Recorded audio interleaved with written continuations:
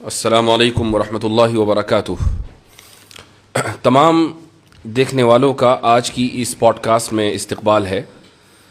آج کا یہ دن بڑا تاریخی دن ہے۔ ابھی چند گھنٹے پہلے ہم کانسٹیٹیوشن کلب سے یہاں پہنچے ہیں اور تقریباً 10 لاکھ سے زائد لوگ چند گھنٹوں میں ایک ایسی ڈیبیٹ آلریڈی دیکھ چکے ہیں کہ جس میں اس تصور کو واضح انداز سے ثابت کیا گیا ہے کہ خدا موجود ہے، ہمیشہ سے موجود ہے اور ہمیشہ موجود رہے گا۔ اور آج کی اس ڈیبیٹ سے یہ پتہ چل گیا ہے کہ ایتھیسٹک ورلڈ ویو دلائل کے معاملے میں کتنا بینکرپٹ ہوتا ہے۔ مفتی شمائل احمد عبداللہ ندوی اور اسی طریقے سے مشہور ملحد اور لیریسسٹ جاوید اختر کے درمیان یہ جو ڈیبیٹ ہوئی ہے، اس کا لوگوں کو شدت سے انتظار تھا اور بہت بڑی تعداد میں لوگ ڈس اپوائنٹ اس معنی کر ہوئے ہیں کہ میں خود یہ سمجھ رہا تھا کہ شاید کچھ مضبوط دلائل ایتھیسٹس کی طرف سے آئیں گے اور ملاحدہ شاید کوئی نئی دلیل پیش کر پائیں گے۔ ہم اس میدان میں ایک عرصے سے کام کر رہے ہیں اور میں ہمیشہ یہ دعوے کے ساتھ کہتا آ رہا ہوں کہ الحاد بغیر کسی دلیل کے ایک بے بنیاد عمارت کے اوپر کھڑا ہوا ہے، اور الحمدللہ یہ بات پھر ثابت ہوئی۔ اسی طریقے سے ایک اور بات جو میں اکثر و بیشتر کہتا ہوں اور شاید لوگوں نے یہ بات کہتے ہوئے مجھے سنا ہوگا کہ تقریباً 70 to 80% کیسز میں الحاد کی وجہ مینٹل ٹراما ہوتی ہے، اور شاید یہی وجہ جاوید اختر صاحب کے تعلق سے بھی کہی جا سکتی ہے، اور اس کی ایک وجہ ہے۔ یہ کوئی انہوں نے ڈھکی چھپی بات نہیں کہی ہے، اس لیے اس کو ریویل کرنے میں کوئی حرج محسوس نہیں کرتا ہوں۔ ڈیبیٹ سے پہلے جب ہماری جاوید صاحب سے ملاقات ہوئی تو انہوں نے ہم سے یہ کہا کہ بھائی مجھے آپ اس بات پہ قائل کر دیں کہ 8 سال کی عمر سے لے کر آگے تک جو میں نے مختلف مصیبتیں جھیلی ہیں تو کیا خدا مجھے ریکمپنسیٹ کرے گا یا نہیں کرے گا۔ اس سے یہ اندازہ ہوتا ہے کہ جو بچپن میں مینٹل ٹراما کا وہ شکار ہو گئے تھے تو یہی وجہ ہے کہ وہ اس کو جسٹیفائی نہیں کر پائے اور خدا کا انکار کر بیٹھے۔ ڈیبیٹ کون جیتا کون ہارا یہ ایک الگ موضوع ہے، لیکن میں سمجھتا ہوں کہ تمام کے تمام لوگ اس بات کے اوپر متفق ہوں گے کہ ایسے تمام لوگ ہماری دعاؤں کے مستحق ہیں۔ میں دعا کرتا ہوں کہ خدا تعالیٰ جاوید صاحب کو ہدایت دے، وہ اس دنیا سے ایمان کا کلمہ پڑھ کر جائیں اور خود دوسروں کے لیے بھی وہ ہدایت کا سبب بنے۔ جہاں تک آج کی ڈیبیٹ کا تعلق ہے تو مفتی شمائل احمد عبداللہ ماشاءاللہ آج کے دن کے ہیرو ہیں۔ تو سب سے پہلے تو میں آپ کو مبارکباد دیتا ہوں کہ اللہ تعالیٰ نے آپ کو یہ توفیق دی ہے کہ آپ یہ وحدانیت کا اور خدا کے وجود کا مقدمہ دنیا کے سامنے پیش کریں۔ تو ایک بار پھر مبارکباد، اور اب آپ کچھ اپنے کلمات کا اضافہ کیجیے۔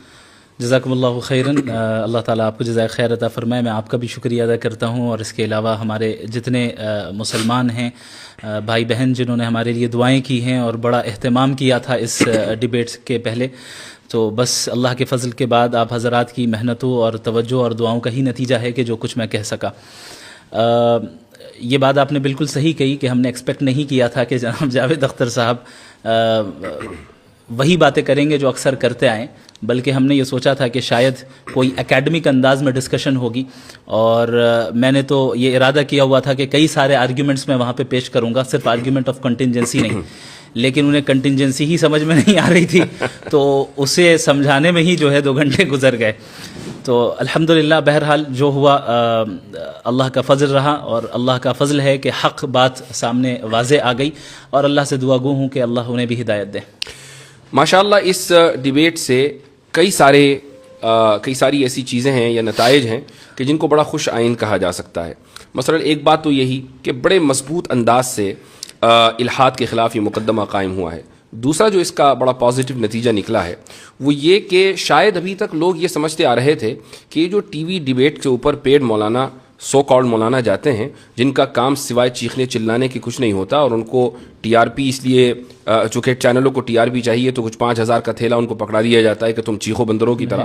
تو یہ جو پرسیپشن ہے یہ ختم ہوا ہے، اور اس کو بہت پہلے ختم ہونا تھا، لیکن اس ڈیبیٹ نے تو ماشاءاللہ وہ کام کیا ہے کہ اس کا اندازہ لگانا مشکل ہے۔ جی بالکل صحیح فرمایا آپ نے۔ بالخصوص ہمارے جو اس وقت ملک کے حالات ہیں، ان حالات میں اس طرح 2 الگ الگ ورلڈ ویو کے لوگوں کا بیٹھ کر رسپیکٹفل انداز میں، اکیڈمک انداز میں ایک دوسرے کے ساتھ گفتگو کرنے کی کوشش کرنا، یہ میں سمجھتا ہوں یہ خود میں ایک مائل سٹون ہے، اور اس کے ذریعے سے انشاءاللہ آگے بھی راستے ہموار ہوں گے کہ ہم اگر ڈیفرنٹ ورلڈ ویو سے تعلق رکھنے والے ہیں تو وائلنس کی ضرورت نہیں ہے, بلکہ ساتھ میں بیٹھ جائیں, چائے پی لیں اور ساتھ میں ایک دوسرے کے ساتھ ڈسکس کر لیں. آپ کو سمجھ میں آئے تو قبول کریں, نہ سمجھ میں آئے تو نہ قبول کریں. یہ بہت اچھی ابتدا ہوئی ہے. ایک جرنلسٹ نے ڈیبیٹ کے بعد مجھ سے آ کر یہ پوچھا کہ یہ جو ڈیبیٹ ہوئی ہے اس کا آپ کیا فائدہ دیکھتے ہیں؟ تو میں نے اس سے یہ کہا کہ کم سے کم انڈیا میں یہ پیغام بڑی مضبوطی کے ساتھ گیا ہے کہ اکیڈمک ماحول میں ان سینسٹیو موضوعات کے اوپر گفتگو ہو سکتی ہے. تو اس نے بڑی شاکنگ بات کہی مجھ سے. اس نے کہا انڈیا کا کیا مطلب, ساری دنیا میں ایسا ہی ہے, ڈیبیٹ ان موضوعات پر ہوتی نہیں ہے. میں نے کہا نہیں, آپ غلط ہیں. یورپ میں, امریکہ میں, دنیا کے اکثر ممالک میں ان موضوعات کے اوپر ڈیبیٹس ہوتی ہیں, بڑے ہی اکیڈمک ماحول میں گفتگو ہوتی ہے, دونوں طرف سے دلائل آتے ہیں, اور الحمدللہ ہم حق کا جو مقدمہ ہے وہ بڑے واضح انداز سے پیش کرتے ہیں. ایک جرنلسٹ نے مجھ سے بھی کچھ اسی طرح کا سوال پوچھا تھا. اس نے کہا کہ باقی چیزوں کو چھوڑ کر ڈز گاڈ ایگزسٹ پر ہی کیوں بات ہوئی؟ تو ہم نے کہا کہ بھائی ہمارے نزدیک گاڈ کا ایگزسٹنس جو ہے وہ در حقیقت سب سے بڑا مسئلہ ہے, اور گاڈ پر ایمان لانا یہ سب سے بڑا مسئلہ ہے, چونکہ باقی ساری چیزیں سیکنڈری درجے کی چیز ہے. ہمارے لیے ہم اس دنیا میں آئے ہیں, ہماری زندگی کا پرپس جو ہے وہ اللہ کو راضی کرنا ہے, اللہ کی اطاعت کرنا ہے. تو یہ سوال دراصل اس بنیاد پر مبنی ہے کہ آپ اس چیز کو ایک سیکنڈری اور پرائیویٹ چیز سمجھ رہے ہیں, اور سمجھ رہے ہیں کہ اس کی کوئی خاص اہمیت نہیں ہے, آپ کو صرف مادی اور مٹیریلسٹک جو ہے ترقی کرنی ہے. یہی ورلڈ ویو دراصل جو ہے مغربی دنیا نے دیا ہے کہ کس طریقے سے لوگوں کو مٹیریلزم میں مبتلا کر دیا جائے. اور الحمدللہ اللہ نے چاہا تو یہ ایک بہت بڑا سبب بنے گا کہ لوگوں کو حق ان تک پہنچے اور سمجھیں کہ ہم اس دنیا میں کیوں آئے ہیں اور ہماری زندگی کا اصل مقصد کیا ہے. ضرور, ماشاء اللہ. اچھا, ڈیبیٹ میں کچھ ٹاپکس ڈسکس ہوئے, اور ویسے تو آپ نے ماشاء اللہ وافی شافی جواب دیا وہاں پر, اور میں سمجھتا ہوں کہ جو شخص 2 گھنٹے کی ڈیبیٹ کو دیکھے گا تو جن موضوعات کا احاطہ کیا گیا ہے ان موضوعات کے اوپر اس کو اچھی معلومات فراہم ہوگی. لیکن چند باتیں ہیں جن کو ٹائم کی لمیٹیشن کی وجہ سے, اور جو اس وقت جو وائب رہتی ہے اس میں آپ کو 5 باتیں کہنی ہیں, ٹائم کم ہے, اس میں سے 2 باتیں آپ نے کہہ دی اور 3 باتیں رہ گئی, تو اس لیے پوسٹ ڈیبیٹ انالیسس کا یہ فائدہ ہوتا ہے کہ جو بات رہ جائے اس کو بعد میں ذکر کر دیا جائے. جاوید صاحب نے ایک بات کہی, اور وہ یہ کہ مذاہب کی تاریخ چند ہزار سال سے زیادہ نہیں ہے, یعنی وہ 7-8 ہزار سال, اور انسان اس سے پہلے کا ہے. اور یہ جو مذاہب شروع کیے ہیں یہ تعلیم یافتہ لوگوں نے کیے ہیں, لیکن ساتھ میں انہوں نے جو اس کا ایک چیز ایڈ کی ہے وہ یہ کہ مذہب ایک عرصے تک رہا اور اس کے بعد وہ ختم ہو گیا, پھر دوسرا مذہب آیا, پھر تیسرا مذہب آیا. اس سے یہ پتہ چلتا ہے کہ خدا فانی ہے. جی اصل میں ان کی پوری توجہ ٹاپک سے ہٹ کے ریلیجن, چونکہ اکثر وہ ریلیجنس پر ہی بات کرتے آئیں, اور مجھے لگتا ہے کہ گاڈ کے ایگزسٹنس پہ شاید ان کی پہلی ڈیبیٹ ہے, مجھے نہیں نظر آئی. تو وہ گاڈ کے ایگزسٹنس سے ڈائریکٹ خدا تک, یعنی اصلی بندے سے پہلی ڈیبیٹ ہے. جی, اصلی بندے سے پہلی ڈیبیٹ ہے. جی جی, یہ بہت اہم پوائنٹ ہے. اس کی وجہ یہ ہے کہ یہ جشن ریختہ تو تھا نہیں کہ اس میں مثلاً کوئی صحافی خاتون یا کوئی مت بیٹھ گیا اور اس نے کبھی غالب کا شعر پڑھ دیا اور انہوں نے 5 اشعار کا اضافہ کر دیا, اور پھر مستر کے کچھ اشعار حالت اس طرح شاید وہ یہی سوچ کر آئے تھے, وہ یہ سوچ کر آئے تھے کہ بھئی میں کچھ بھی پھینک دوں گا یا کچھ بھی کہہ دوں گا, تو اس طرح نہیں ہوا کرتا. اور یہ ایک good lesson has been learned, جتنا صرف ان کے ذریعے بلکہ جتنے بھی لوگ تھے کہ جو الہاد کی طرف سے پیش ہوئے تھے آڈینس میں, ان کو بھی یہ پتہ چل گیا کہ اہل مذہب کے پاس جو مقدمہ ہے وہ بہت اسٹرانگ ہے. اور یہ صرف انہی کا نہیں بلکہ پورے ایتھیسٹک ورلڈ ویو کا یہ ایک طریقہ رہتا ہے کہ وہ یہ پریٹینڈ کرتے ہیں کہ ایتھیزم ڈیفالٹ پوزیشن ہے, جبکہ ایسا نہیں ہے. اگر ہم تاریخ میں دیکھیں تو جو بہت سب سے پہلا جو ملتا ہے ایتھیسٹ یا ایتھیسٹک فلسفی جو ملتی ہے, اگر ہم ہندوستان سے ہی لیں تو تقریباً وہ میرے خیال سے 500 سے 600 بیفور کامن ایرا ہے, اور اس سے پہلے بھی مذاہب کے ہمارے پاس یعنی ٹیسٹیمنیز موجود ہیں, آثار ظاہر ہوئے ہیں, اور پتہ چلا ہے کہ ان سیولائزیشنز کے ہاں اس سے پہلے سے خدا کا تصور موجود تھا. بلکہ ہر مذہب میں اگر خدا کا تصور ہے, صحیح یا غلط اس سے قطع نظر, تو اس کا مطلب تو یہ ہوا کہ جب سے مذاہب ہیں تب سے انسانیت اس بات کے اوپر متفق ہے کہ خدا ہے. خدا کی تشریح میں تو اختلاف ہوا ہے, تو یہ تو یونیورسل ٹروتھ ہوا. صحیح. اور جہاں تک ان کا یہ کہنا ہے کہ مذاہب آئے اور چلے گئے, خدا فانی ہو گیا, تو وہ مذہب غلط تھا اس لیے فنا ہو گیا. اس کا خدا کہاں فانی ہوا, خدا تو باقی ہے, صحیح مذہب آج بھی باقی ہے. ہر مذہب فیت مانگتا ہے. یہ تو ایسے سردرد والی چیز ہے, پتہ نہیں یہ اس کھول میں مبتلا ہیں, اس سے کیوں نہیں باہر آ رہے ہیں.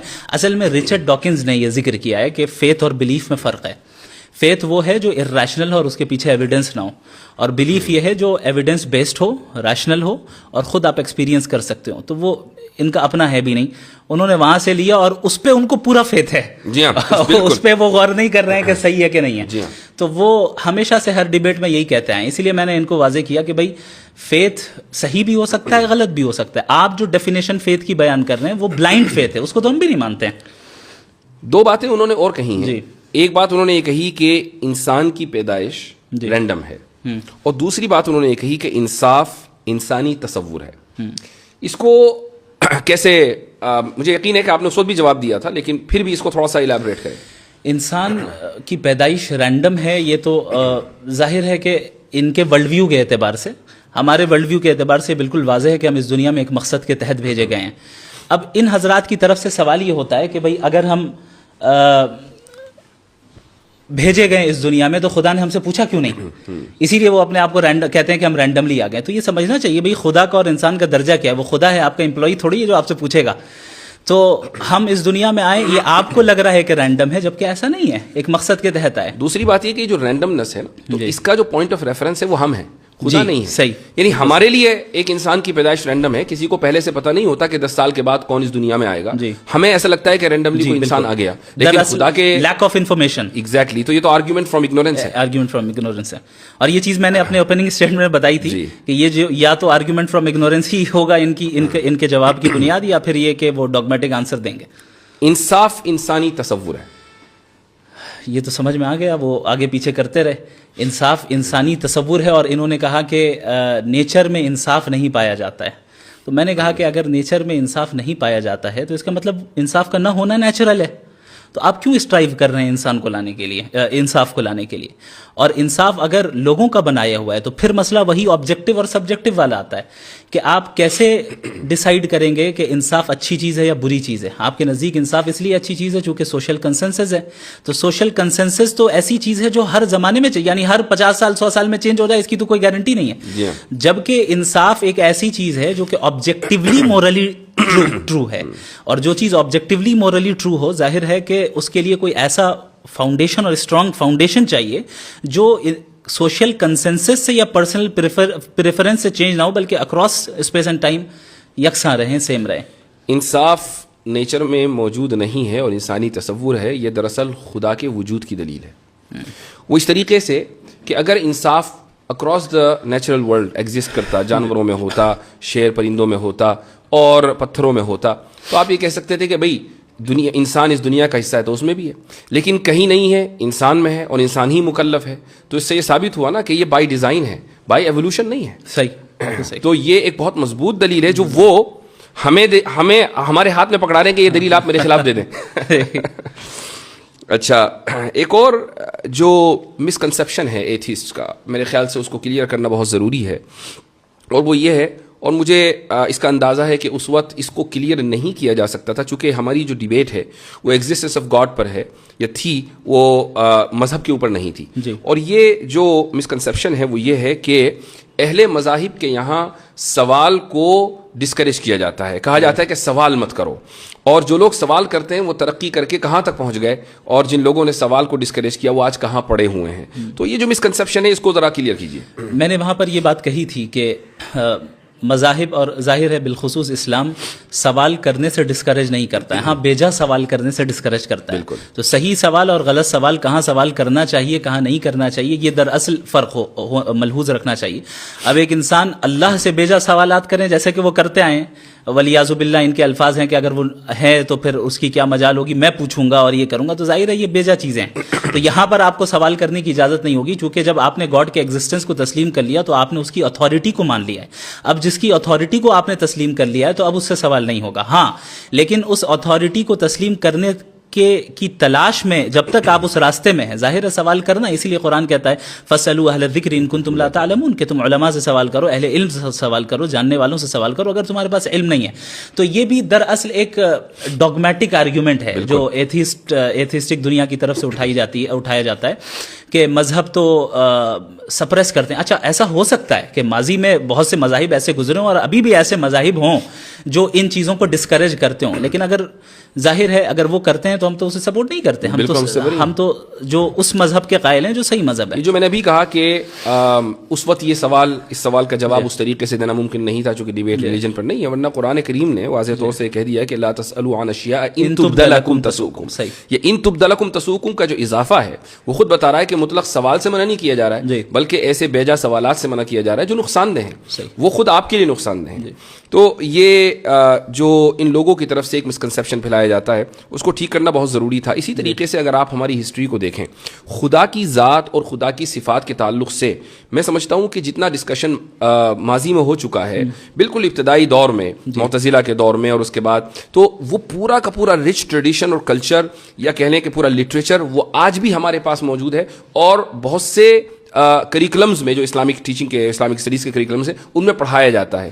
آپ دیکھیں کہ معتزلہ نے سب سے پہلے صفات کا انکار کیا. کیا آپ یہ کہہ سکتے ہیں کہ بھائی آج کوئی ایسا کر کے دکھا دے؟ بھائی معتزلہ نے اللہ تعالیٰ کی ذات کو صفات سے ڈیٹیچ کر دیا اور کہا کہ اس کی کوئی صفت نہیں ہے, تو کیا ان کی گردنیں مار دی گئیں یا یہ کہا گیا کہ تمہیں سوال کرنے کا حق نہیں ہے؟ تو یہ ایک بہت ہی بڑا دھوکہ ہے کہ جو ان لوگوں کی طرف سے پھیلایا جاتا ہے. جی ہاں, ایک بڑا بچکانہ سوال آیا اور میں تو بہت زیادہ حیرت زدہ رہ گیا, اور یہ حیرت کی وجہ یہ رہی کہ جب میں نے اس موضوع کے اوپر کام کرنا شروع کیا آن لائن اور سوشل میڈیا کے اوپر میں آیا, تو بالکل ابتدائی دنوں میں غالباً یہ بات ہے 2016 یا 17 کی, تو اس وقت جو بہت لو آئی کیو قسم کے اسلامو فوبز ہوا کرتے تھے وہ آ کے یہ سوال کیا کرتے تھے کہ قرآن میں ڈائناسور کا تذکرہ کیوں نہیں ہے. بڑے تعجب کی بات ہے. میں حیرت زدہ رہ گیا کہ جاوید صاحب ابھی تک ایوالو کیوں نہیں کر پائے اکیڈمیکلی. اصل میں اب تک وہ رسل کو ہی پڑھ رہے ہیں. وہ اب تک رسل تو کو ہی پڑھ رہے ہیں. جی ہاں, تو آپ کا جو جواب تھا وہ بڑا زبردست تھا ماشاء اللہ, کہ قرآن ہدایت کے لیے ہے, وہ جیوگرافی یا زوالوجی یا اس طرح کے مضامین کو کور کرنے کے لیے نہیں ہے. کچھ چیزوں کا اس میں مظاہر فطرت کے تحت تذکر آ گیا, وہ بات الگ ہے. اچھا, اب آ جاتے ہیں ہم اس عظیم الشان لفظ کی طرف کہ جس کو ہمارے جاوید صاحب آخر تک سمجھ نہیں پائے. کنٹینجنسی. جی ہاں, کنٹینجنسی. کہیں میں نے وارن کر رہا ہوں کہ کہیں لوگ جاوید صاحب کی چڑ نہ رکھ دیں کنٹینجنسی, ان کے ہاں نیچے جا کے ٹویٹر کے اوپر یہ لفظ ٹائپ نہ کرنے لگیں. یعنی میں انکریج نہیں کر رہا ہوں, please don't take me wrong, لیکن ایسا ہو سکتا ہے. اس کی وجہ یہ ہے کہ یعنی ایک بہت ہی معمولی آرگیومنٹ, معمولی ان دا سینس کہ تمام داعین جو اس میدان میں کام کر رہے ہیں, جتنے بھی دعات ہیں یا جو ڈیبیٹس کرتے ہیں, جن کو ان موضوعات سے دلچسپی ہے, چاہے وہ اس طرف کے ہوں یا اس طرف کے, یعنی وہ مسلمان ہو یا غیر مسلم ہو, وہ آرگیومنٹ آف کنٹینجنسی سے واقف ہیں. جی, آپ ایک نہ بڑا چہرہ ہیں الہاد کا اس ملک میں, اور آپ ڈیبیٹ کرنے کے لیے آئے ہیں اور نیشنل پلیٹ فارم کے اوپر ڈیبیٹ کرنے کے لیے آئے ہیں. راجدھانی سے وہ میں ڈیبیٹ ہو رہی ہے اور آپ یہ نہیں سمجھ پا رہے ہیں کہ آرگیومنٹ آف کنٹینجنسی ہوتا کیا ہے. اور جبکہ ایکسپلین کیا گیا کئی مرتبہ اردو میں بھی اور ہر طریقے سے, آپ نے بھی کھڑے ہو کر سوال کیا ان سے اور انفینٹ ریگریس کو سمجھانے کی کوشش کی, لیکن اس کے بعد بھی نہیں سمجھ سکے. بڑا تعجب ہے. میں سمجھتا ہوں کہ اب جس عمر میں وہ پہنچ گئے ہیں, جیسے اب ظاہر ہے ایتھیسٹک ورلڈ ویو الگ ہے, ہمارے ورلڈ ویو میں جب اس عمر کے میں کوئی پہنچ جائے اور دیندار ہوں تو ہم پھر ان کو کہتے ہیں کہ گوشہ نشینی اختیار کرتے ہیں وہ حضرات اور دعا کرتے ہیں, ان سے دعا کی درخواست کرتے ہیں. اب انہیں اپنے ورلڈ ویو میں گوشہ نشین بن جانا چاہیے. اب جو ہے وہ ان چیزوں میں نہیں پڑنا چاہیے, بلکہ توجہ دیں اور کوشش کریں کہ بھئی کیا بات ہے, حقیقت کو تلاش کرنے کی کوشش کریں, اپنے حد تک رکھیں. کیونکہ ایک ڈیبیٹ کے اندر الیکٹران اور نیوٹران کی تسبیح پڑھیں.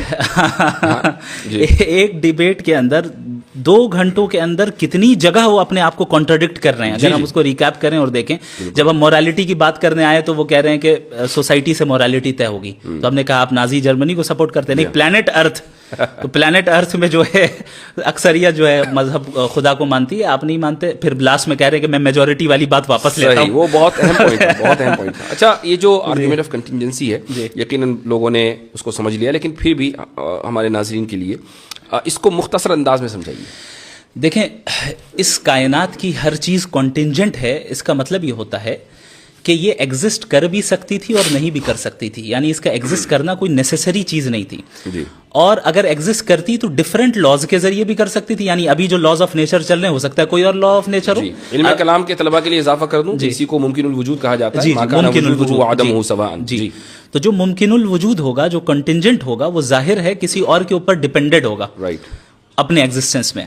تو اب وہ کس کے اوپر ڈیپینڈڈ ہے, ہم یہ دیکھیں گے کہ بھئی کیا وہ چیز بھی कंटिंजेंट है, मुमकिन उल अच्छा, और वजूद है। यहाँ पर भी इसका इजाफा जरूरी है। लोग कहेंगे भाई क्यों होगा? उसकी वजह यह है कि जब एक चीज का वजूद और आदम दोनों बराबर हैं, जी। ये तराजू के दो पलड़े हैं, तो किसी एक पलड़े को भारी होने के लिए उसमें वजन डालना जरूरी है। ये वजन है इरादे का।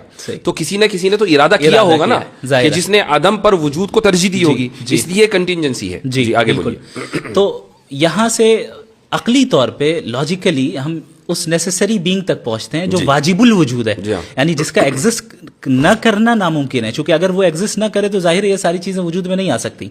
और उस वाजिबुल वजूद जात का इंडिपेंडेंट होना, इटरनल होना, नॉलेजेबल होना, सेल्फ सफिशिएंट होना और एक होना ये ज्यादा ये बिल्कुल जरूरी है। तो ये जब बातें मैंने कही तो लास्ट में ये कह रहे हैं कि इनके नजदीक तो अकल से हम खुदा को जान ही नहीं सकते। यानी ये कॉन्ट्रडिक्शन है। मैं यानी पूरा आर्ग्यूमेंट इस पे था कि अक्ल के जरिए हम खुदा के एग्जिस्टेंस को कैसे जाने, और आप वो नहीं समझ पा रहे हैं, और आखिर में कह रहे हैं, आप तो कह रहे हैं कि अक्ल से हम समझ नहीं सकते। तो मेरे ख्याल से ये उनकी उम्र का तकाज़ा था। और इसी तरीके से वो इन्फिनिट रिग्रेस और तसलसल को भी नहीं समझ पाए। बल्कि हैरतनाक बात यह कि जब मैंने उनसे सवाल किया कि आप इसको दुरुस्त समझते नहीं, तो उन्होंने कहा मैं दुरुस्त समझता हूं। मेरे ख्याल से वो समझ ही नहीं पाए इन्फिनिट रिग्रेस क्या है, इसलिए उन्होंने कह दिया। और आपने बड़ी अच्छी मिसाल दी कि कई सारे शुआरा एक साथ पोएट्स खड़े हों और मान ले जावेद अख्तर साहब सबसे आगे हों और वो कहें कि मैं उस वक्त तक पोएट्री नहीं लिखूंगा जब तक पीछे वाला ना लिखे, और वो कहे कि मैं नहीं लिखूंगा जब तक पीछे वाला ना कहे। तो ये तसलसल हो जाएगा। तसलसल बातिल है। इस तरीके से चलता रहा एंडलेसली, और अगर कहीं हम नहीं रुकेंगे तो पोएट्री एग्जिस्टेंस में ही नहीं आएगी। यानी पोएट्री अगर एग्जिस्टेंस में आई, इसका मतलब कोई एक ऐसा पोएट है जो अपने पीछे वाले पे डिपेंड नहीं करता है, वो इंडिपेंडेंट है। बिल्कुल इसी तरीके से अगर इस यूनिवर्स के जो कॉजेज हैं, अगर ये इन्फिनिट रिग्रेस ऑफ कॉजेज होता तो हम और आप यहाँ पे आज मौजूद ही नहीं होते, पॉडकास्ट ही नहीं कर रहे होते। हम यहाँ मौजूद है, इसका मतलब कोई एक इंडिपेंडेंट जात है जो किसी और के ऊपर डिपेंडेंट नहीं है, उसने अपने विल से जो है डिसीजन लिया है। इल्म कलाम के तलबा की आसानी के लिए कह दूं कि अगर इल्लत ऊला न हो तो मालूल अखीर नहीं हो सकता। माशाल्लाह। तो अच्छा ये बताएं कि इसमें इल्म कलाम का कितना रोल रहा आपकी डिबेट में, आपके लिए? पूरा इल्म कलाम ही था और क्या था। एक है आप उसको प्रेजेंट कर रहे हैं माशाल्लाह, और एक ये कि इल्म कलाम के जो मबाहिस हैं, जैसे तसलसल है, दलील तवक्कुफ है, ये तो माशाल्लाह चूंकि आपने इससे इस्तिफादा किया है तो ये बड़ी खुशाइन बात रही। और उसकी वजह यह है कि इल्म कलाम को फरसूदा इल्म समझा जाने लगा था। मैं समझता हूँ कि इल्म फरसूदा नहीं, अलबत्ता इस्तिलाहात जरूर फरसूदा हो गई हैं। इनको थोड़ा सा रिफाइन करना चाहिए और जदीद इल्म कलाम की तरफ लाना चाहिए। यही बात है कि जब हम इल्म कलाम की तजदीद की बात करते हैं ना, तो तजदीद लिसान यानी जबान की तजदीद को छोड़कर हम कंटेंट की तजदीद पर चले जाते हैं। हाँ, ये एक प्रॉब्लम है। तो लोग यही नहीं समझते कि इल्म कलाम की तजदीद का क्या मतलब है। यानी मैं इस बात से मुत्तफिक हूँ कि आज की आपकी जो डिबेट कामयाब रही है वो इसलिए कि जो टर्मिनोलॉजीज दकीक मबाहिस इल्म कलाम के अंदर पाए जाते हैं अरबी में, आपने उनको इंग्लिश के कालब में ढालकर लोगों के सामने पेश किया और लोगों को समझ में आ गया। अगर आप तसलसल और दौर और दलील तवक्कुफ और ये सब कह रहे होते और मालूल अखीर और इल्लत उला, तो या तो मैं समझ रहा होता या आप समझ रहे होते। सही बात है। और अल्लाह ताला आपको जज़ाए खैर अता फरमाए, इसमें आपका बहुत बड़ा रोल है, आपसे ही सीखा है। बारकल्लाह फीकुम। अच्छा, एक सवाल जो बहुत अहम है वो है अल्लाह ताला की इंटरफेरेंस और दुआ। इसके ताल्लुक से आप क्या कहेंगे? यानी ये सवाल जहन में आता है कि अगर खुदा ने हर चीज को सेट कर दिया और अब वो साइड में हो गया, जैसे चीजें चलनी चाहिए वैसी चल रही हैं एक मैकेनिस्टिक अंदाज में, तो फिर दुआ मांगने की जरूरत ही नहीं है। और अगर ऐसा नहीं है तो दुआ मांगने की जरूरत है। ऐसा तो नहीं है कि मैकेनिटिक स्टाइल में जो है ये दुनिया चल रही है, बल्कि अल्लाह रब्बुल आलमीन हर लम्हे इस निज़ाम को चला रहा है और उसकी तदबीर कर रहा है। इंसानी ज़िंदगी में बुनियादी तौर पे दो किस्म के अहवाल आते हैं। एक वो है जिन पे उसका कंट्रोल नहीं होता है, और दूसरा वो है जिस पे उसका कंट्रोल होता है। मिसाल के तौर पे हम फ्री विल का इस्तेमाल करके हम अमाल करते हैं, अमाल को अंजाम देते हैं, अब चाहे अच्छा अमल करें या बुरा अमल करें। बहुत से हालात ऐसे होते हैं जहाँ पे हमारा कंट्रोल नहीं है। मसलन कोई हादसा हो गया या कोई ऐसी चीज़ आ गई जिसे हम तब्दील नहीं कर सकते हैं, तो वो बराह रास्त अल्लाह के हुक्म से होता है। तो दुआ की अहमियत इसलिए भी बाकी रहती है चूँकि वो हालात भी एक तरफ हैं जहाँ पे आपका कोई कंट्रोल नहीं है और अल्लाह का मुकम्मल कंट्रोल है। दूसरी चीज़, जब हम कोई अमल अपने फ्री विल से भी क्यों ना कर रहे हों, अल्लाह की तौफीक ज़रूरी होती है। इसलिए अल्लाह से दुआ मांगने का हुक्म खुद अल्लाह ने दिया। और अगरचे ऐसा मुमकिन है कि इस दुनिया में हो सकता है कि हम जो मांग रहे हैं अल्लाह से वो हमें इस दुनिया में ना मिले, लेकिन उसका जो रिवॉर्ड मिलना है वो अल्लाह के यहाँ मुतय्यन है। इसीलिए अल्लाह के नबी सल्लल्लाहु अलैहि वसल्लम ने दुआ को इबादत करार दिया। तो जाहिर है ये मुस्तकिल एक इबादत है। यानी बल्फाज दीगर ये कहा जा सकता है कि हम दुआ मांगते हैं तो इस बात की कोई اس بات کی کوئی یعنی گارنٹی نہیں ہے کہ وہ دعا اسی انداز سے قبول ہوگی جس انداز سے ہم چاہ رہے ہیں. جی یعنی ہو سکتا ہے کہ وہ اجر کی صورت میں قبول ہو جائے, ہو سکتا ہے کہ وہ تاخیر کی صورت میں قبول ہو جائے. ایک بات. دوسری بات یہ بھی ہے کہ ہمیں کیا معلوم کہ دعا کس انداز سے قبول ہوگی. یعنی ہمارا کام تو دعا مانگنا ہے, وہ آل وائز ہے, ہم آل وائز نہیں ہیں. جی. تیسری بات یہ ہے کہ ایک بات شرح عقائد میں لکھی ہوئی ہے, میں تمام لوگوں کے ساتھ اس کو شیئر کرنا چاہوں گا. یہ مبحث وہاں آیا ہے اور اس میں تفتازانی یہ فرماتے ہیں کہ وہ ایک حدیث ہے جس کے تحت یہ کلام ہے کہ لا يرد القدر الا الدعاء, کہ تقدیر کو صرف دعا بدلتی ہے. اب یہاں سوال یہ ہوتا ہے کہ کیا دعا سے واقعی تقدیر بدل جاتی ہے؟ تو اس کا جواب انہوں نے یہ دیا ہے کہ مثلا ایک انسان ہے اور اس نے دعا, اللہ تعالیٰ کے علم میں یہ بات ہے کہ یہ دعا مانگے گا اور دعا مانگ کر فلاں کام ہوگا. یہ دعا بھی چونکہ عبادت ہے, تو اگر یہ دعا مانگے گا نیکی کی تو اس کی عمر 60 سال ہوگی, اور دعا نہیں مانگے گا تو اس کی عمر 40 سال ہوگی. لیکن چونکہ اللہ کے علم میں ہے کہ دعا مانگے گا تو ہر حال میں دعا مانگتا ہے, تو دعا نہ مانگنے کے لیے جو ایلیجیبل عمر ہے دعا نہ مانگنے کی صورت میں وہ 40 سال ہے, اور مانگنے کی صورت میں جو ایلیجیبل عمر ہے وہ 60 سال ہے. اور یہ دونوں چیزیں اللہ تعالیٰ کے علم میں ہیں. تو وہ یہ ساری چیزیں, یعنی اس سے جو میں نے اضافہ کیا ہے بتانے کا مقصد یہ ہے کہ یہ جو مباحث آج کانسٹیٹیوشن کلب میں ڈسکس ہو رہے تھے, یہ تو تفتازانی نے 1000 سال پہلے لکھ دیے نا. بات یہ ہے کہ ہمارے جو طلباء ہیں, اساتذہ ہیں, میں ان کی طرف ان کی توجہ اکثر و بیشتر اس طرف مبذول کراتا ہوں کہ آپ کے پاس ایک مضبوط علمی روایت ہے, اس مضبوط علمی روایت کو صرف پیش کرنے کا سلیقہ چاہیے, بالکل, اس کے علاوہ اور کچھ نہیں. ایک اور لاسٹ پوائنٹ میں ذکر کروں گا اور اس کے بعد انشاءاللہ اپنی گفتگو کا اختتام کرتے ہیں. ملحدوں سے ایک سوال ضرور کیا جانا چاہیے کہ بھائی یہ کیا وجہ ہے کہ انسان ہی کے اندر اتنا شعور آیا ہے کہ وہ if then یعنی if A then B کا سوال کرتا ہے. یہ سوال گھوڑا, گدھا, بکرا یہ سب کیوں نہیں کرتے؟ جبکہ ڈاروینین ایوولوشن کے قائل ہیں, ڈاروینین ایوولوشن کے قائل ہیں, سب کا ایوولوشن ہوا ہے. تو کہیں گے نہیں, اصل میں وہ انسان کے اندر جو نیورونز ہیں, نیورو سیلز ہیں, وہ زیادہ ہیں. تو اگر یہ دیکھا جائے تو بھئی ہاتھی کے اندر زیادہ ہیں. وہ کہیں گے نہیں, اصل میں فرنٹل لوب میں جو نیورو سیلز ہیں نا وہ زیادہ ہیں. تو ٹھیک ہے, یہ آپ نے کیسے کا جواب دیا نا, آپ نے کہا اس لیے شعور ہے کہ اس کے فرنٹل لوب میں نیورو سیل زیادہ ہیں. میں پوچھتا ہوں کہ کیوں زیادہ ہیں؟ جی, کیوں کا جواب سائنس کبھی نہیں دے سکتی, وہ میکینزم کو ہی بتاتی ہے. جی ہاں. تو چلیں مفتی صاحب, بہت اچھا لگا. ایک چیز اور ہے جس کا ذکر میں کروں گا جو نظر آیا کہ, اور صرف انہی کے ساتھ نہیں اور بھی جو دیگر ایتھیسٹ ہیں, وہ یہ ہے کہ جب ان کے پاس کوئی لاجیکل آرگیومنٹ نہیں ہوتا ہے فوراً ایموشنل آرگیومنٹ پہ آ جاتے ہیں. آپ نے دیکھا کہ کیسے غزہ کے مسئلے کو وہ پوائنٹ ذکر کرنا بہت ضروری تھا. جی ہاں. تو پوری ڈیبیٹ میں ان کے پاس کوئی جواب نہیں رہا. اب وہ ایموشنلی جو ہے لوگوں کو ٹریگر کرنے کی کوشش کرنے لگے کہ بھئی غزہ میں اتنا قتل ہو رہا ہے اور یہ ہو رہا ہے اور وہ ہو رہا ہے. میں نے ان سے یہ سوال کیا کہ بھئی اگر بالفرض مان لیں کہ یعنی خدا نہیں ہے, تو آپ بتائیے کہ پھر اس کے ظلم کا اور ان کی سفرنگ کا کیا ہوگا, اور آپ کیسے ایول کو ڈیفائن کرتے ہیں؟ اب وہاں جا کے ان کے پاس کوئی ڈھنگ کا جواب نہیں رہا, چونکہ آبجیکٹیولی ایول کا موجود ہونا بھی در حقیقت خدا کے ہونے کی دلیل ہے. باقی ہمارے ورلڈ ویو کے اعتبار سے ہم اس دنیا میں ٹیسٹ کے لیے آئے ہیں, ہمارا امتحان ہو رہا ہے, ہماری آزمائش ہو رہی ہے. کیا صحابہ کرام نے قربانیاں نہیں دی؟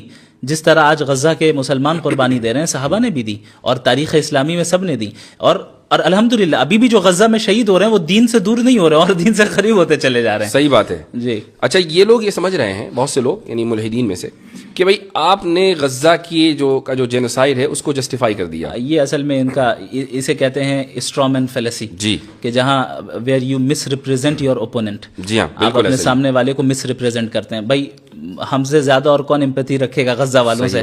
آپ تو ایک ملحد ہیں, ایک ایتھیسٹ ہیں, آپ کے پاس تو مورالٹی کی کوئی بنیاد ہی نہیں ہے, آپ تھوڑی رکھیں گے. یعنی ان کا جو پورا آرگیومنٹ ہے غزہ کے تعلق سے وہ اس مفروضے کے اوپر مبنی ہے کہ چونکہ اللہ تعالیٰ قادر مطلق ہے, پوائنٹ اے. پوائنٹ بی, چونکہ آپ دعا مانگ سکتے ہیں. پوائنٹ سی, تو آپ دعا مانگ کے رکوا دیں. یہ کیوں نہیں کروا رہے ہیں؟ یہ تو سمجھ رہے ہیں کہ آٹومیٹک جیسے بٹن کو دباتے ہیں ویسے ریموٹ کی طرح اللہ کام کرے, ولیعوذ باللہ تعالی. پوائنٹ اے قادر مطلق ہے, اس میں کوئی شک نہیں ہے. پوائنٹ بی ہم دعا مانگتے ہیں, اس میں کوئی شک نہیں ہے. لیکن پوائنٹ سی کہ ہم دعا مانگ کر کام کروا دیں, ان دو شروع کے مقدمات اور تیسرے مقدمے میں کوئی تلازم نہیں ہے. صحیح. اللہ اس وقت کرے گا جب وہ جانتا ہے کہ بہتر ہو, اور جب وہ کرنا چاہے گا ہمارے اعتبار سے نہیں کرے گا. بالکل. ماشاء اللہ. ایک مرتبہ پھر آپ کے توسط سے پوری امت کو مبارکباد. جزاکم اور اللہ یہ خیرا. ایک بہت بڑا دن ہے اور بہت بڑا ایونٹ ہے. الحمدللہ. اور الاسلام یعلو ولا یعلی علیہ وقل جاء الحق وزهق الباطل ان الباطل كان زهوقا. جزاكم الله خير بارك الجزاء. الله فيكم. بل نقذف بالحق على الباطل فيدمغه فإذا هو زاهق ولكم الويل الويل مما تصفون. جزاكم الله خيرا.